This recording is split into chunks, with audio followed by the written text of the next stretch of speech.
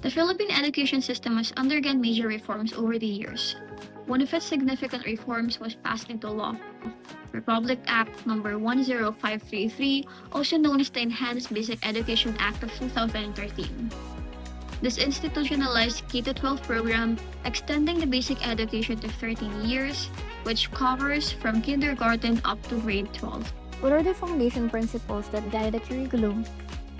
Under the DepEd Order Number 2019, the K-12 curriculum is a learner-centered program. Influenced by John Dewey, it views learning as a progressive process centered around learners, promoting active learning, critical thinking, and real-life problem-solving skills, which ensures the curriculum is relevant to learners' background and experiences. Another foundational principle is the spiral progression. Introduced by Jerome Bruner, it emphasizes that key concepts are introduced to learners at a basic level, then revisiting them at increasing levels of complexity.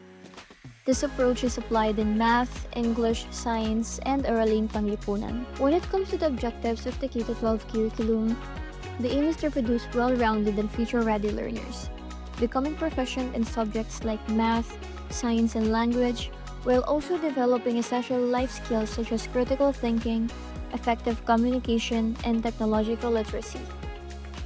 It also emphasizes career preparation, global awareness, and fostering strong character by promoting responsibility, discipline, nationalism, and environmental sustainability.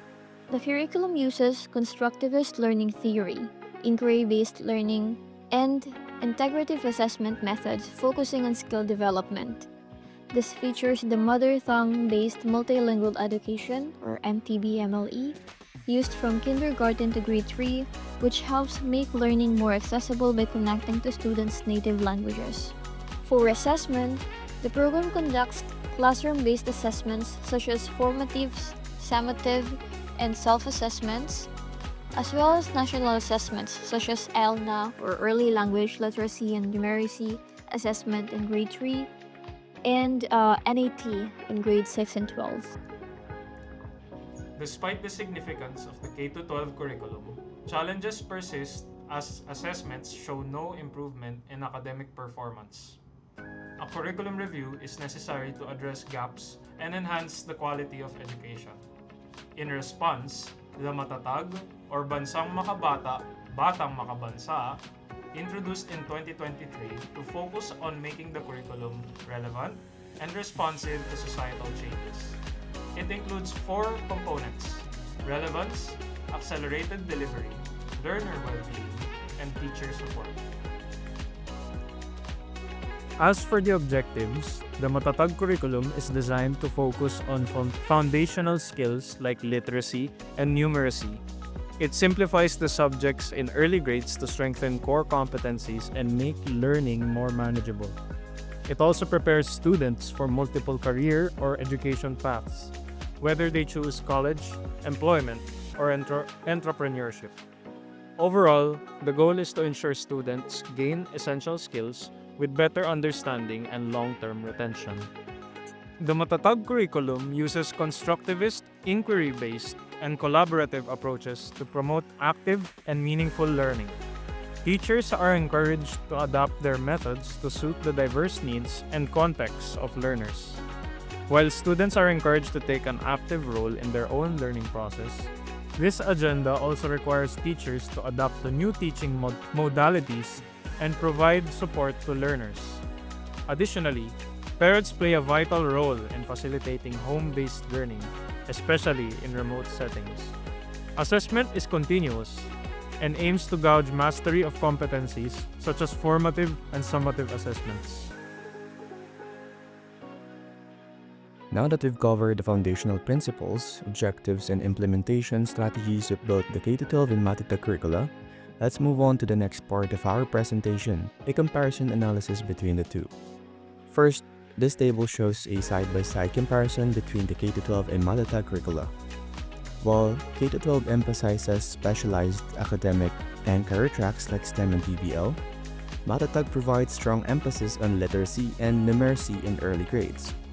MATATAG also places more value on local context with greater use of the mother tongue and region-specific curriculum content. Unlike K-12, which includes senior high school specialization, MATATAG provides less focus away from career-oriented tracks and more on basic education outcomes. The strands of K-12 highlights a comprehensive education system including senior high school and specialized tracks, which support students in preparing for higher education and global career as well. In contrast, the MATATAG curriculum focuses on core competencies like literacy and equity with importance on community-based and localized learning. So this also shifts from global competitiveness to community relevance, aiming to make learning practical and accessible to all.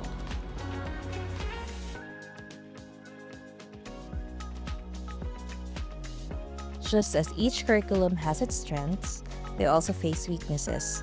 The K-12 curriculum has been criticized for being overloaded, especially in the early grades, and lack of hands-on activities, while the MATATAG curriculum may risk gaps in career preparation due to limited focus on higher education pathways.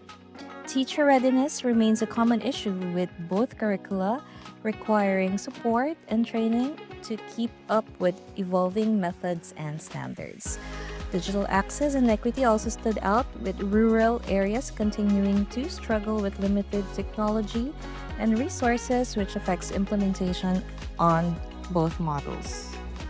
Now that we've compared the K-12 and MATATAG curricula, here are our general recommendations to help improve them. Flexible learning paths. Students should have the option to shift tracks if their interests change. Personalized learning plans can help align their studies with career goals. Real-life application.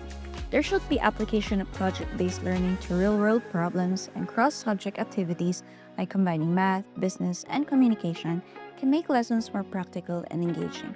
Hands-on learning. STEM students need lab experience, while TVL learners benefit from internships or apprenticeships to get experience. Regular curriculum updates. Regular feedback from teachers, students, and industries keep the curriculum relevant, especially for different regional needs. Support for students with special needs. Support for students with special needs is crucial. This means providing assistive tools and training teachers in inclusive methods, focusing on 21st century skills. Finally, we must prioritize critical thinking, creativity, collaboration, and tech use across all subjects to prepare students for real-life challenges.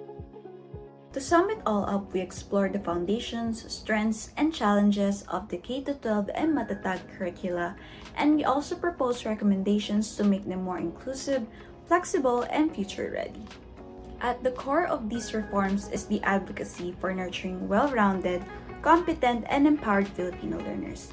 And as our educational system continues to evolve, we, as future educators, must contribute to creating reforms that will serve every Filipino learner for the betterment of our country.